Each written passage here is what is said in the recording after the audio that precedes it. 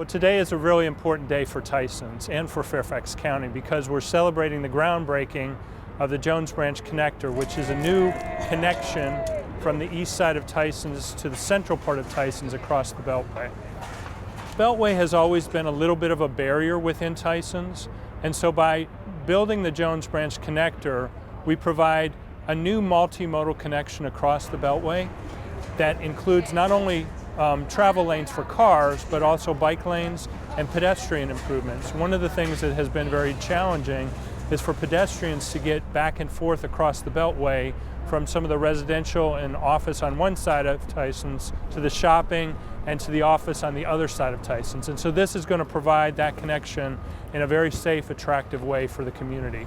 When the board adopted the comprehensive plan for Tysons in June of 2010, it included a significant increase in density, residential, office, and commercial development within Tysons.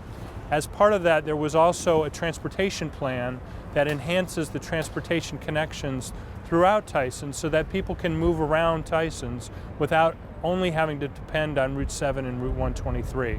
So this is the first step in that larger effort to improve the transportation that will go along with the additional development in Tysons. So the next step for this project is really, they will start construction actually tomorrow. They are going to be building the new connection to my left here, and as part of that, they'll be working with the community to make sure that we have access to the gates of McLean, for example, throughout construction, access to Capital One, and then we're also working in other parts of Tysons on designs for improvements to Route 7 and 123. We're working on a grid of streets with the development community, some of which will be built by the developers, some of which will be built by the county, so that that fiber, that grid of a transportation network begins to take shape. This is a joint project between Fairfax County and VDOT. Fairfax County did the design work for the project, and VDOT is doing the construction work.